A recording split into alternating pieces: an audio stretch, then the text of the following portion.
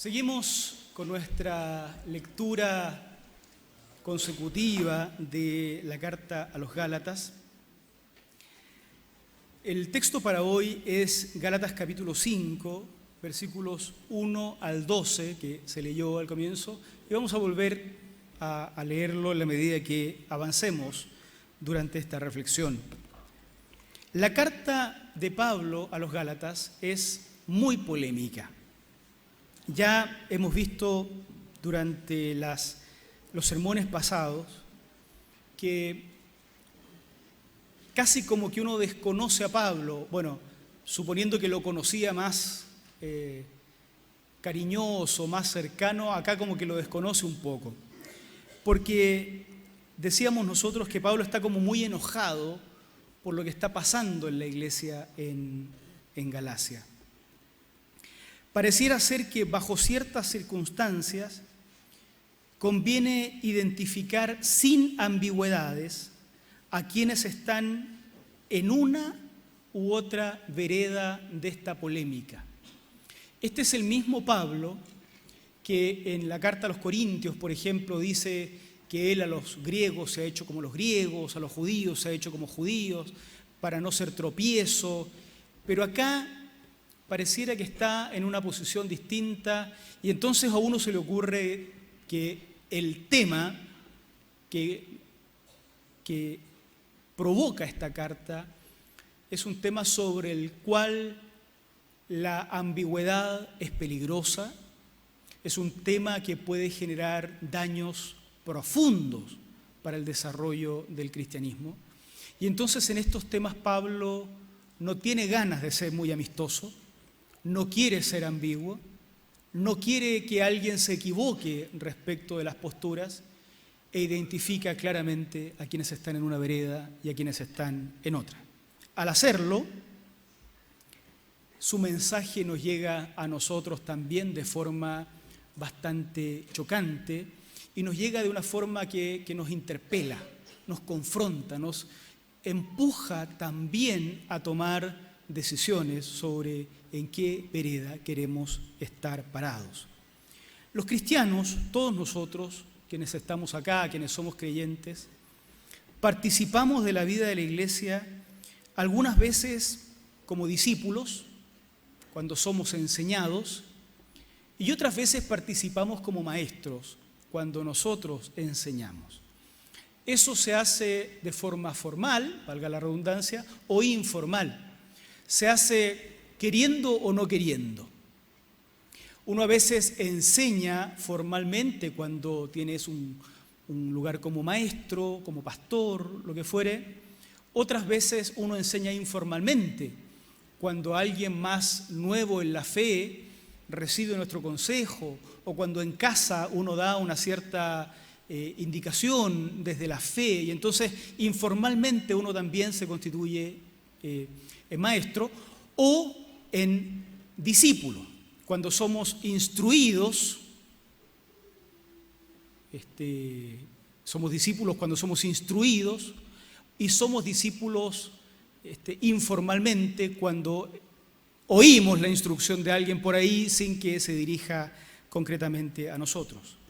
Entonces, quiero decir que participamos de la vida de la iglesia siendo discípulos, de una u otra forma, cuando alguien nos enseña, y participamos siendo maestros, ya sea que lo hagamos formalmente o informalmente. En ambos casos, somos interpelados por el texto que vamos a analizar hoy a optar, a tomar ciertas opciones que pueden cambiarlo todo. Opciones que tenemos que tomar cuando hacemos de discípulos y opciones que tenemos que tomar cuando funcionamos como maestros de otros. Nuestro texto precisamente puede dividirse en dos. Desde el versículo 1 al 6 podemos hablar de las opciones o las decisiones que debemos tomar cuando somos discípulos. Y desde el 7 al 12 de aquellas otras opciones que debemos tomar cuando nos toca hacer de maestros. Opciones muy radicales sobre respecto de las cuales a uno le tiemblan las piernas y está bien que así sea. Analicemos primero los versículos 1 al 6, donde se habla de las decisiones que debemos tomar cuando hacemos como discípulos, cuando funcionamos, cuando somos discípulos, cuando otros nos enseñan. Versículos 1 al 6. Cristo nos libertó para que vivamos en libertad. Por lo tanto, manténganse firmes y no se sometan nuevamente al yugo de esclavitud. Escuchen bien, yo, Pablo, les digo que si se hacen circuncidar, Cristo no les servirá de nada.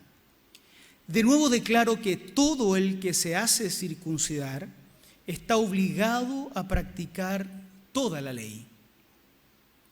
Aquellos de entre ustedes que tratan de ser justificados por la ley han roto con Cristo, han caído de la gracia. Nosotros, en cambio, por obra del Espíritu y mediante la fe, aguardamos con ansias la justicia que es nuestra esperanza.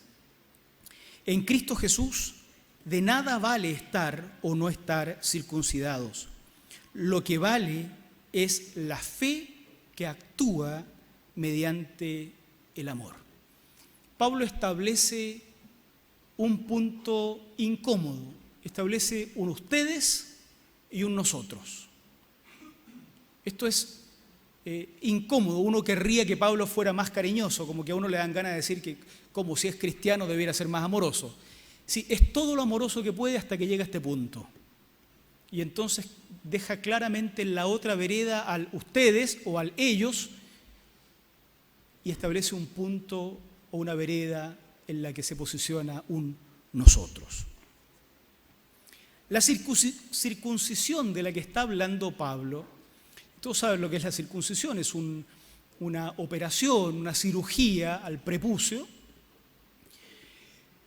que uno pudiera decir, ¿qué tanto le preocupa a Pablo esta intervención quirúrgica? Bueno, para los lectores de la Biblia y conocedores de la Biblia, la circuncisión en realidad para los judíos de la época de Pablo, lo es todavía, ¿no? Es un símbolo que expresa toda la fe. Es una palabra que expresa todo el conjunto de pautas y de normas judías, todas sus tradiciones. La circuncisión en realidad era la manifestación visible de pertenencia al pueblo de Dios. Esa había sido la instrucción original.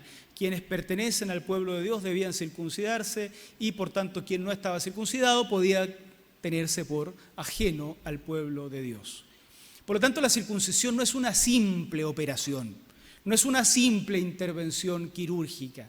No era cuestión de circuncidarse o borrar las marcas de la circuncisión de manera quirúrgica. Pablo estaba apuntando al conjunto de pautas y de normas que surgían de la tradición judía, mismas pautas y normas que hoy forman parte de nuestro Antiguo Testamento. Nosotros así le llamamos a lo que otrora era la Sagrada Escritura que conocieron los primeros cristianos, o lo que es hoy día la Biblia judía, la Biblia hebrea. A eso se refiere con la circuncisión. Entonces ya vamos captando lo polémico que es cuando Pablo le dice a estos cristianos que vienen de matriz judía, algunos de ellos, mire, esa marca que a ustedes les parece tan importante como señal de pertenencia al pueblo de Dios, no significa nada. No los ayuda ni los perjudica. No es necesario hacérsela ni tampoco es necesario reponerse el prepucio. Había operaciones antiguamente, o ya en esa época, que buscaban borrar las marcas de la circuncisión, que dentro del contexto griego parecía una operación bárbara, por lo tanto algunos judíos intentaban borrar esas marcas. Pablo dice, mire, esto no tiene ninguna importancia, ni estar ni no estar circuncidado. Para nosotros esta cuestión es banal, pero se lo está diciendo a personas que habían dado la vida en obediencia a estos mandamientos. Y a ellos les dice, esto no tiene el más mínimo sentido ahora que la salvación se abraza como un abrazo a la promesa de misericordia que da el Señor. Dicho eso, entonces, la decisión que debemos tomar como discípulos. Las primeras palabras de la segunda oración, del versículo 1, manténganse firmes y no se sometan nuevamente al yugo de esclavitud. Cuando somos discípulos, entonces se nos da esta instrucción. Cuando nos toca ser enseñados, cuando nos toca ser receptores de la enseñanza, discípulos, Pablo dice, manténganse firmes y no se sometan al yugo de la esclavitud. Uno como que tiene ganas de repente de decir, mire, esto no es culpa nuestra, nosotros así nos enseñaron. Probablemente los gálatas habrían dicho eso. Yo no sabía, así me enseñaron, otros apóstoles que venían de Jerusalén, ellos sabían más, es culpa de ellos. Puede ser, ya en la segunda parte del texto les va a llegar el raspacacho, digo, a esos que enseñan, pero por ahora nos está hablando como si nosotros fuéramos los discípulos. Nosotros tenemos una obligación, mantenernos firmes en la libertad predicada en Jesucristo. No someternos a la esclavitud, no importa el predicador de turno. Fíjense que hoy día uno pasa 40 minutos, 30, 40 minutos de sermón, a veces se nos pasa la mano y ustedes pasan más tiempo escuchando este sermón, pero luego pasan la semana escuchando muchas horas a muchos otros predicadores y muchos otros sermones. Uno como que hoy día tiene mucho para elegir por radio, por televisión, por internet, por todos lados. No somos inocentes si no discernimos con claridad cuándo el discurso nos está convirtiendo en esclavos. No somos inocentes. Somos llamados a tener un pensamiento crítico respecto de todo aquello que se nos predica. No importa cuántas piochas tenga el pastor, el predicador, ni aunque fuera de nuestra propia iglesia, el que se para delante de nosotros y nos enseña. Somos llamados a tomar la decisión de no someternos a la esclavitud, habiendo conocido la libertad que da Jesucristo. Entonces, digámoslo desde el principio, cada vez que alguien nos diga, dejemos el espíritu crítico a la entrada, ustedes son llamados a la desobediencia. Usted tiene que desobedecer esa instrucción.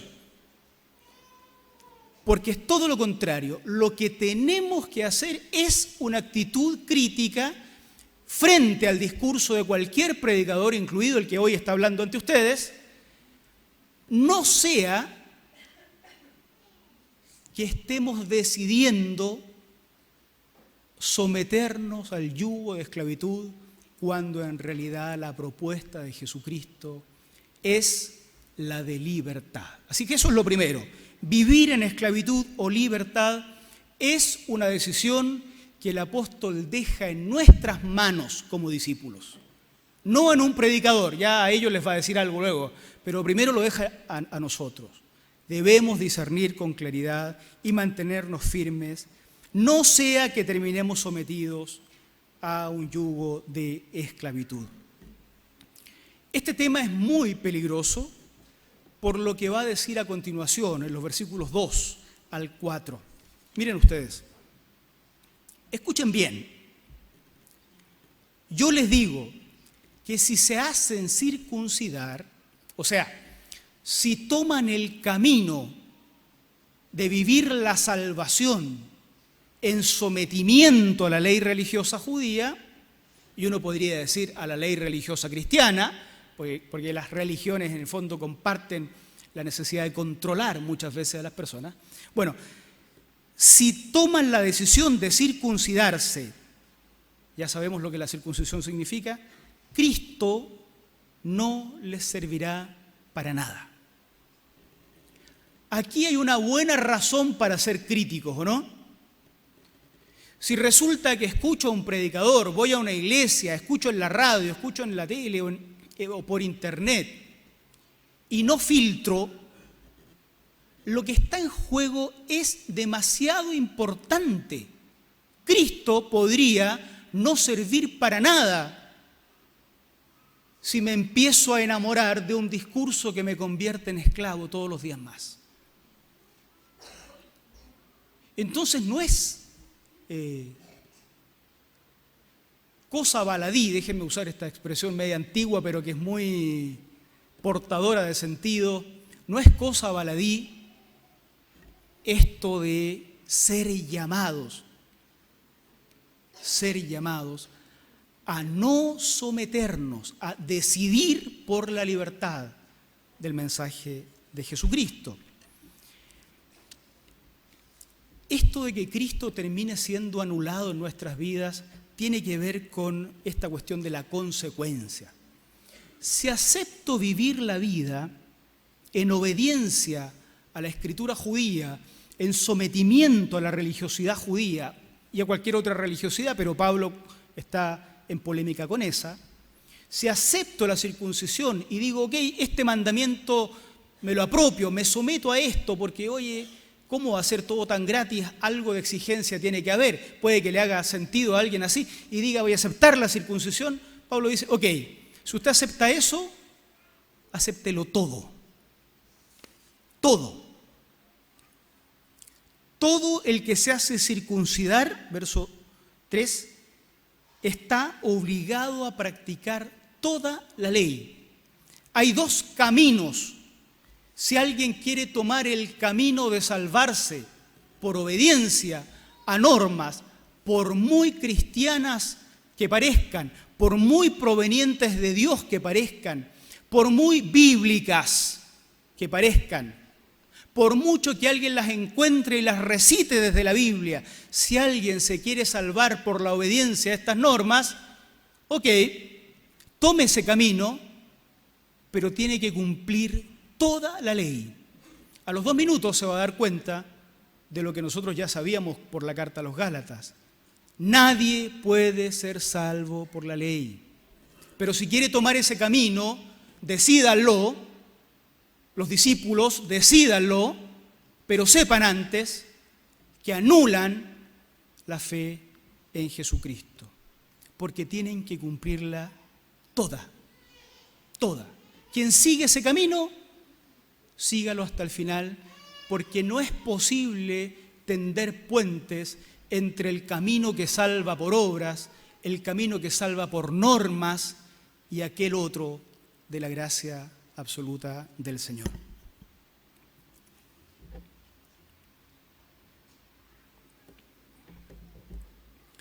Por eso es importante repensar nuestra forma de leer la Escritura. Déjenme traer esto a nuestra vida cotidiana.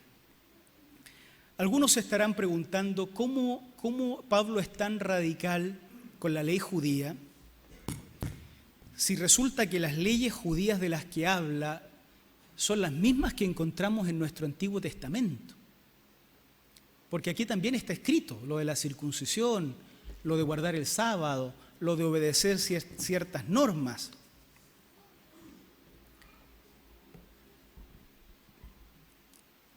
Por eso es importante, decía, repensar la manera en que leemos la Escritura.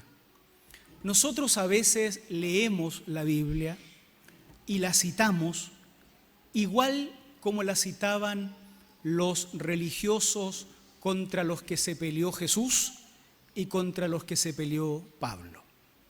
Peor todavía, nosotros a veces usamos la Biblia, el Antiguo Testamento, que es lo que Pablo tiene en mente cuando dice la ley, igual como la usaba el propio Satanás.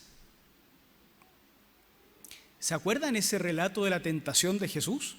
Acá los canutos que hemos leído la Biblia muchos años recordaremos estas historias, ¿no? Me voy a acordar de varias en el camino y ustedes me mueven la cabeza para ver si se acuerdan. La de la tentación, esa se la acuerdan. ¿Se acuerdan que Satanás le citaba la Biblia a Jesús? Nosotros a veces la citamos igual.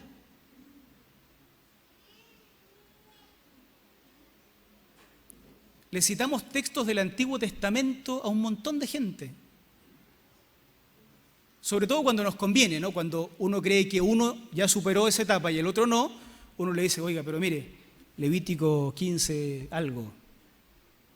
¡Para joder! Porque controlamos. Y esa persona dice, ve, yo sabía que todavía no era salvo, no logro superar Levíticos 15:10. No logro superar. ¿Y superaste ya números tanto? No, tampoco he superado números. Peor todavía, cada vez nos vamos hundiendo más en la esclavitud. Es lo mismo que hacía Satanás con Jesús, citándole textos bíblicos. Lo que citaba Satanás a Jesús en la tentación no eran textos mal interpretados, eran textos tal como estaban escritos. Los fariseos también le citaban a Jesús textos del Antiguo Testamento tal como los textos estaban. Esto ya lo hablamos acá en algún momento. Lo que decíamos es, de repente uno se pregunta, bueno, ¿qué hacemos? ¿Tiramos la Biblia a la basura? No. La invitación de Pablo es no volver a leer los textos del Antiguo Testamento como si no existiera Cristo. O sea, hay que leer los textos de la Biblia, pero desde este lado de la cruz, no del otro lado.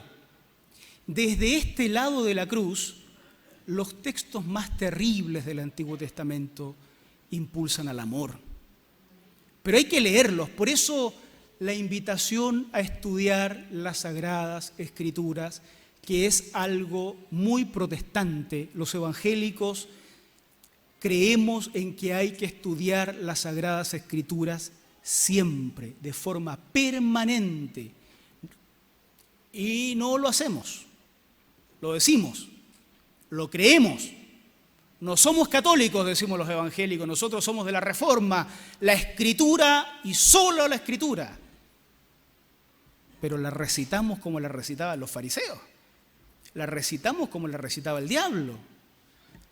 No la entendemos como Pablo la entiende, ni siquiera como la entiende Jesús.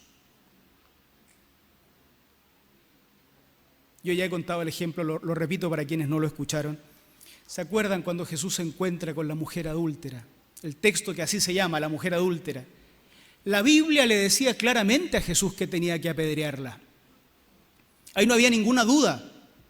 No es que había una mala traducción del hebreo o algo así, o que los manuscritos antiguos decían otra cosa. No, decía claramente que la mujer adúltera debía ser apedreada junto con el hombre con el cual adulteraba. Si ahí no hay ninguna duda, igual nomás Jesús no lo hace.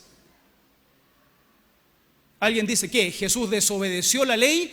No sé, el que quiera preguntarle eso al Señor algún día, pregúntelo, yo no me atrevo.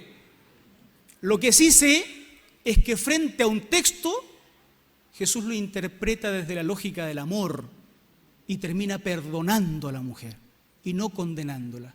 Si eso es un modelo, vamos a tener que leer todo el Antiguo Testamento de nuevo, y eso es lo que dice Pablo.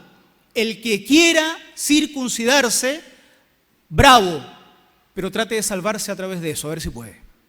El que quiera vivir su religión a punta de textos bíblicos, hágalo, pero a ver si puede ser consistente y encontrar salvación en una vida de normas religiosas. Eso nos toca como discípulos. Si la Escritura se aplica sin Cristo, estamos perdidos. En esa vereda no está Cristo, no está Cristo, está la ley. Por eso es importante escudriñar las Escrituras, no para repetir textos, sino para encontrar cómo esos textos iluminan nuestro camino. Los canutos también recordarán el Salmo 119, 105. Aquí se nota que soy viejo y soy canuto. Lámpara es a mis pies y lumbrera a mi camino. La palabra es una lámpara que ilumina nuestro camino. No es nuestro camino. Ilumina el camino. Nadie va a transitar por nosotros el camino. La palabra ilumina el camino para que lo vayamos transitando, incluso por esas sendas insospechadas por donde la vida nos hace transitar que no sabíamos. Si la palabra está ahí para iluminarnos, entonces es más fácil el transitar. Entonces vamos a leerla, a escudriñarla, no para citarnos textos bíblicos como lo hacía el diablo. No digo con esto que no tengamos que aprendernos textos de memoria, está bueno aprendérselo, pero no para perseguirnos unos a otros, sino para iluminar el camino que tenemos por delante. En cambio, frente a estos discípulos que queriendo seguir ese camino de la ley, de la norma, de la opresión de la religión, frente a esos, Pablo dice, estamos nosotros. ¿Con qué nos presentamos nosotros en este debate? Allá están los otros, que pueden argumentar buen comportamiento, no tienen atenuantes, que pueden argumentar vida intachable, que pueden argumentar obediencia a la ley, obediencia a las normas, circuncisión. En esta vereda estamos nosotros. ¿Cómo nos presentamos? Mira el verso 5. Nosotros, en cambio,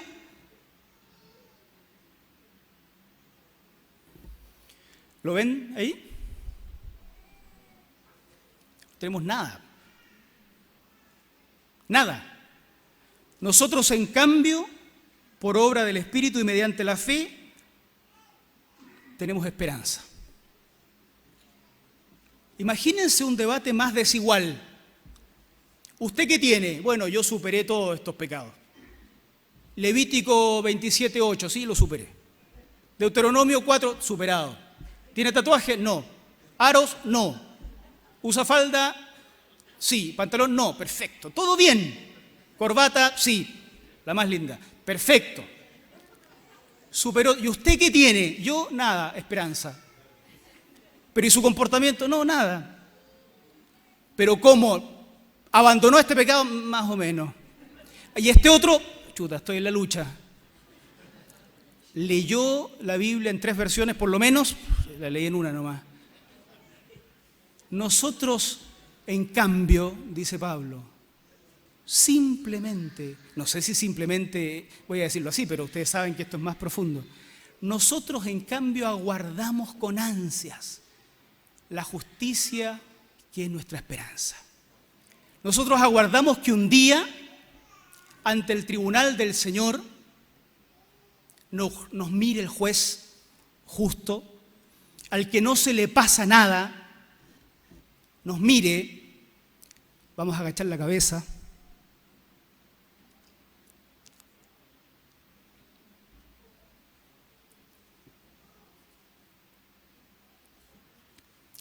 nos pondremos rojos, ojalá no nos vea, vamos a decir, llenos de esperanza, pero con nada más que mostrar, con nada más. Y Él nos va a decir, justos, son justos, porque no nos va a ver a nosotros, va a ver a Cristo cubriéndonos. Entonces, frente a ellos, que tienen todo para mostrar, la circuncisión, la ley, las normas, la obediencia, el sacrificio, el esfuerzo, habrá otro grupo que Pablo dice, nosotros. Ahí estaremos nosotros, que no tenemos nada, simplemente la esperanza de ser declarados justos por la gracia de Jesucristo. Así que eso nos toca como discípulos. Pero hay otros momentos en que nosotros somos maestros. Formalmente o informalmente enseñamos. Miren lo que dice Pablo, versículos 7 al 12. Ustedes estaban corriendo bien. ¿quién los estorbó para que dejaran de obedecer a la verdad? Tal instigación no puede venir de Dios, que es quien nos ha llamado. Un poco de levadura fermenta toda la masa. Yo, por mi parte, confío en el Señor que ustedes no pensarán de otra manera. El que los está perturbando será castigado, sea quien sea. Hermanos, si es verdad que yo todavía predico la circuncisión, ¿por qué se me sigue persiguiendo? Si tal fuera mi predicación, la cruz no ofendería tanto. Ojalá que estos instigadores acabaran por mutilarse del todo.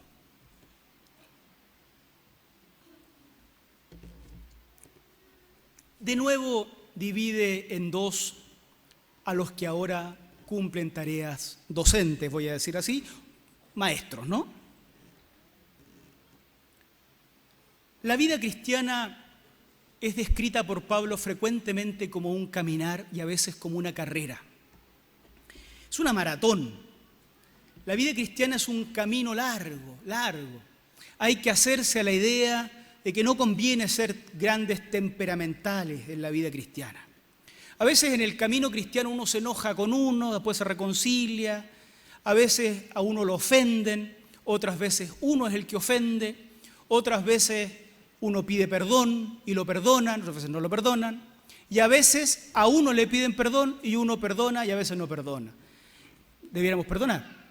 Pero entonces este caminar es un caminar de largo aliento. No es buena cosa ser un temperamental que un día se va, que un día se vuelve, que un día se reconcilia, que me molesta, que no me molesta. Sí, todo esto va a pasar en la vida cristiana. Nos vamos a enojar, nos vamos a reconciliar, va a haber cosas que me gusten, cosas que no me gusten. Y van a pasar años, 20, 30, 40 años. Un día nos va a llamar el Señor a su presencia y vamos a mirar para atrás y vamos a darnos cuenta que a porrazos, por último, pero corrimos la carrera. Entonces conviene ser fiel a pesar de no ser perfecto. Conviene ser fiel. Las crisis hay que vivirlas dentro, siempre. Bueno, esta es una carrera. Y Pablo se pregunta entonces por un grupo de personas a los que él identifica como estorbo. ¿Quién los estorbó?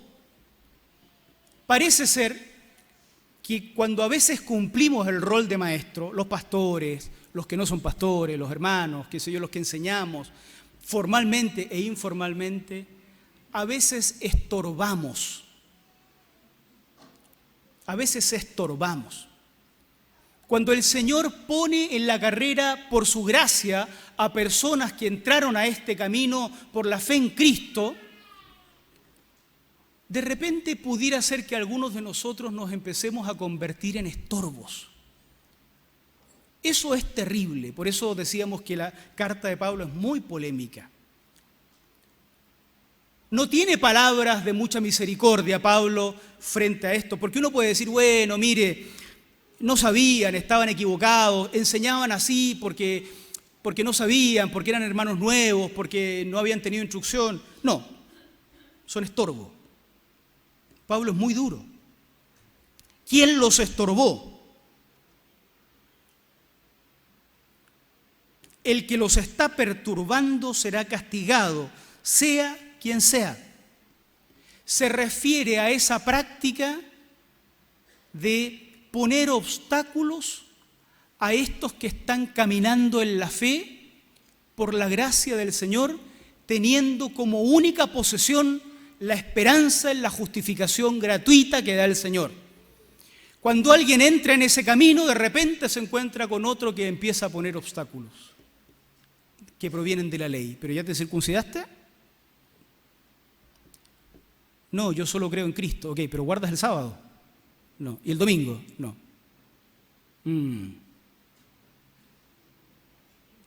¿Ya dejaste este pecado? Todavía no. Y este otro tampoco. No has hecho nada entonces. ¿Quién los estorbó? Aquí ya no somos discípulos, aquí somos los que estorbamos, nosotros. Cuando nos toca ser de maestros, acá tenemos que empezar a preguntar, ¿A cuántos hombres y mujeres hemos estorbado? Hermanos, hermanas, amigos, creyentes, que nos vemos acá o que estamos a la distancia por internet. ¿A cuántos hemos estorbado aplicándole textos bíblicos, que son muy bíblicos, igual que ese que decía que hay que apedrear a la mujer adúltera? Son muy bíblicos. Igual que ese otro que dice que la mujer violada debe casarse con el violador. Son muy bíblicos. Igual que el otro, silenciar a las mujeres. Son todos textos bíblicos. Si los fariseos también se lo sabían, el diablo también se lo sabe. Todos, mejor que nosotros todavía. Él fue una escuela bíblica mejor que todos nosotros. ¿A cuántos echamos de la iglesia, hermanos? ¿A cuántos? A nuestros hijos, a nuestros padres, a nuestros esposos, a nuestras esposas. Porque cuando el Señor les puso fe en el corazón y creyeron, nosotros, que somos unos genios brillantes, le quisimos poner obras, le quisimos poner ley, les quisimos poner circuncisión, les citamos los textos que hablan contra el arito, les citamos el texto que habla contra el tatuaje, les citamos el texto que habla de la ropa, de la falda, les citamos todos los textos y lo sabemos todo. Nunca habíamos leído la carta a los Gálatas, o habíamos leído la Biblia desde este otro lado, sin Cristo. Es terrible porque lo que dice Pablo es terrible. Los que los perturban serán castigados, sea quien sea. Si alguien está temblando, qué bueno. Frente a esto temblamos. Frente a esto temblamos. Podemos estorbar. Cuando hacemos de maestro, si la Escritura no la estamos leyendo desde Cristo, si no está claro que el único camino a Cristo es la fe en el Señor, si no podemos mirar esos textos que están ahí en la Biblia y que claramente están ahí, no podemos borrarlos, si no podemos mirarlos a través de Jesucristo, con la rigurosidad que significa verlos a través de Cristo, pudiera ser que seamos estorbo para otros que corren simplemente con la esperanza de que su justicia no es la propia, sino la que les dio el Señor. Conviene recordar estas cosas, queridos, siempre conviene recordar. Predicar la cruz de Cristo ocasiona enemigos. Parece que alguien le había dicho a los Gálatas, mire, Pablo no está tan en desacuerdo con la circuncisión. Entonces Pablo les dice, ¿cómo no voy a estar en desacuerdo? Si yo predicara la circuncisión no sería perseguido. Si yo predicara la circuncisión, entonces la cruz no sería una ofensa. Pero soy perseguido, entiende uno de fondo. Y la cruz que predico es una ofensa, entiende uno de fondo. ¿Por qué? Porque no predico la circuncisión. Es que en este llamado a tomar las veredas con claridad, este es el punto en el que Pablo marca los límites con mucha claridad. O predico la ley o predico a Cristo.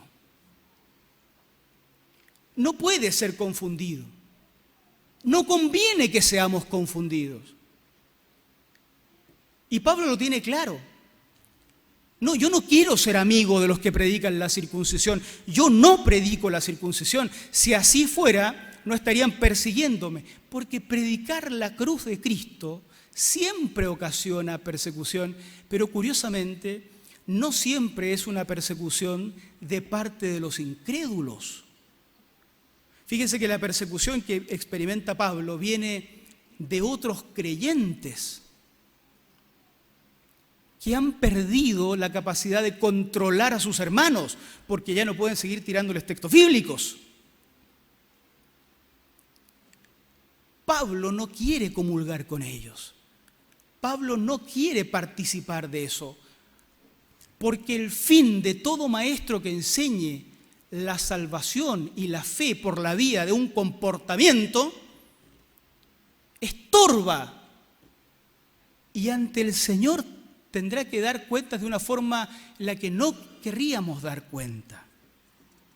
Predicar la cruz ocasiona enemigos, porque la cruz ocasiona también vergüenza. Es una ofensa. Es una ofensa para todos los soberbios. Para todos los soberbios.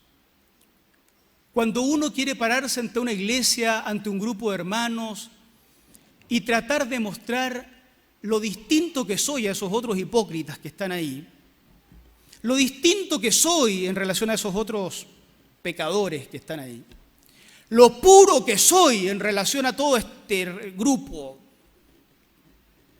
de hipócritas, de pecadores, la cruz nos recuerda que si estamos a los pies de la cruz es precisamente porque nada hay en nosotros que otorgue salvación. Nada. Nada hay en nuestro comportamiento que nos gane una pizca de salvación. Y eso no me gusta. Eso me ofende. Cuando yo soy maestro, me ofende.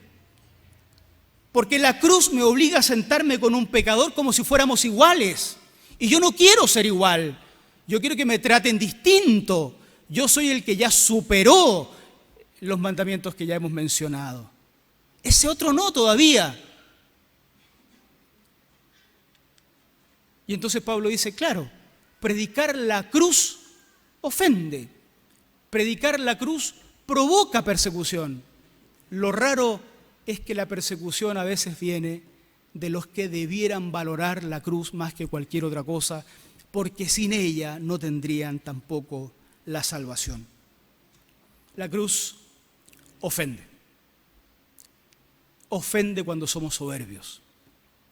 Cuando somos intelectuales soberbios que no estamos dispuestos a reconocer que el Dios encarnado murió en nuestro lugar. Cuando somos religiosos soberbios que creemos que porque obedecemos 3 mandamientos más que el otro merecemos más salvación. Ofende también cuando yo soy el que no es capaz de reconocer su pecado como pecado, sino que quiere justificarlo creyendo que puede negociar con Dios la salvación por la vía de un comportamiento correcto. En esos casos, la cruz ofende.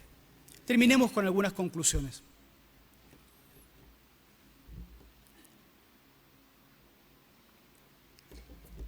La carta a los Gálatas desmantela cualquier razón que hayamos construido para la soberbia, cualquiera. Frente a la cruz, de lo único que estamos vestidos es de esperanza. Anhelamos con ansias la justicia. Se refiere a esa justicia que no es nuestra. Anhelamos con ansias esa justicia que nos es imputada sin merecerlo nosotros. Nada más. Frente a la cruz estamos con eso. La fe, el abrazo de fe a la promesa que decía que un día vendría el que nos adoptaría como hijos. Nada más que eso. La carta a los Gálatas también nos pone una carga grande a los que creemos que tenemos algo para enseñar.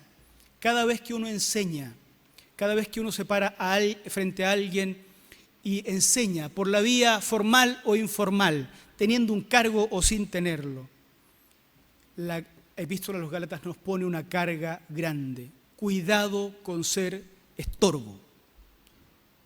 Cuidado con ser estorbo. La gente con la que Pablo polemizaba eran profundos conocedores de la Escritura, capaz que mejor que todos nosotros. Y aún así eran estorbo. Si no somos capaces de mirar la Escritura desde este lado de la cruz, somos estorbos. Estamos como una piedra de tropiezo en la carretera por donde corren o avanzan aquellos a los que nuestro Señor va poniendo en el camino. No importa cuántos años de iglesia, no importa cuántos títulos, no importa el cargo que ocupemos, podríamos llegar a ser estorbos si no tenemos claridad de la gracia absoluta de Jesucristo. Finalmente, la carta a los Gálatas nos invita a dejar las medias tintas. Hay cosas en la vida cristiana donde no es posible ser muy amistoso. Hay un montón de cosas donde los cristianos no tienen para qué andarse peleando con la gente. Hay evangélicos que tienen la costumbre de andarse peleando con todo el mundo, como que todos somos Juan el Bautista, hay que echarle maldiciones a todo el mundo. No, eso está mal. Pero hay un par de cosas por las cuales hay que dar la vida. A mí esto siempre me recuerda a un sacerdote católico, Ronaldo Muñoz, algunos lo conocen probablemente, ya falleció. En una charla estábamos varios pastores, sacerdotes, monjas, algunos teólogos. Este hombre ya mayor dice, mire, nos dice a nosotros, cuando uno es viejo, dice, cree menos cosas que antes, pero las cree más. Yo pensaba en la cantidad de cosas por las que me peleaba cuando era adolescente. Yo crecí en la iglesia. Hasta la fecha del arrebatamiento lo discutíamos. A algunos de ustedes les pasó, por eso se ríen. Todo era razón de pelea, todo, si la salvación se pierde o no se pierde, si no sé qué, la predestinación, todo era una pelea gigante. Entonces él decía, mire, cuando uno es viejo, cree menos cosas que antes. Yo pensaba en todas las cosas que he ido dejando de creer, pero las pocas que cree, las cree más. Entonces, esto es lo de Pablo también. Hay un montón de cosas por las que Pablo no se va a pelear. A los judíos me hago judío, a los griegos me hago griego. Todo bien hasta que llegamos a este punto. En este punto, yo estoy en esta vereda y usted está en la otra. No somos hermanos. En este punto no somos amigos. En este punto no caminamos juntos. Yo camino, usted es un estorbo. En este punto no hay posibilidad de ser ambiguos, porque lo que se juega es la efectividad de la cruz de Jesucristo. Sin la cruz de Jesucristo, todo está perdido, todo. Nada tiene razón de ser. Por eso, en lo que tiene que ver con la fe, no es posible negociar. O Cristo o nada. Después vemos si cantamos ranchera o cantamos otra cosa. Después vemos si cantamos de pie o sentados, si aplaudimos o no aplaudimos. Pero en lo que se refiere a Cristo y el camino de la salvación, no se puede tener medias tintas. Y esto requiere de nosotros, cuando somos discípulos y cuando somos maestros, una actitud de profundo discernimiento, de profunda crítica, de profundo análisis. Ya lo decía, cuando alguien nos diga, hermano, hermana, deje su espíritu crítico afuera, usted desobedezca. Aunque sea yo el que lo diga en un momento de exceso de cafeína, desobedezca. Todo lo contrario, hay que llegar aquí dispuesto a discernir. Y las cosas que aquí nos llaman la atención hay que discutirlas en la semana, en el almuerzo, en la cena, con los amigos, llamar a los pastores, escribir correos electrónicos, esperando clarificar. Sobre estos puntos importantes es relevante pensar en esto. Queridos, sigamos parados ante la cruz de Jesucristo en esperanza. Sigamos parados en fe. Sigamos parados sin tener nada, pero esperando que la gracia infinita del Señor nos haga justos, porque Él lo ha prometido, no porque nosotros lo hemos ganado. Amén. Que el Señor nos bendiga. Oramos al Señor y luego de esta oración voy a invitar a los jóvenes, señoritas que van a rendir la PSU. La Pastoral de Jóvenes ha pensado en esto. para que pasen aquí adelante y también oremos por ellos. Pero terminemos con nuestro sermón orando y luego oramos por nuestros jóvenes.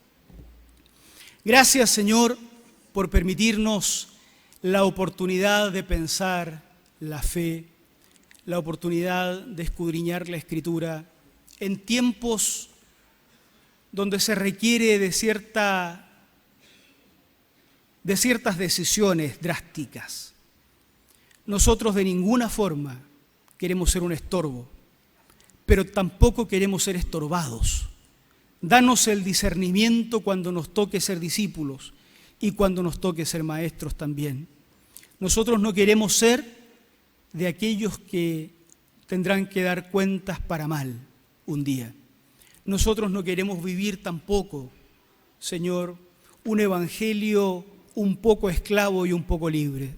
Nosotros queremos vivir bajo la libertad que da el Señor Jesucristo, porque si eso es lo que se ha prometido, definitivamente eso es lo que queremos, Señor, con todo el corazón. Ayúdanos a mirar la Escritura con los anteojos de Cristo y ayúdanos, Señor, a separarnos de la soberbia que viene muchas veces por los años que tenemos en la iglesia o los títulos que tenemos en la iglesia. Sácanos de eso y ayúdanos a releer la Escritura con ojos nuevos, humildes, sinceros. Gracias por todo en el nombre de Cristo Jesús. Amén. Amén.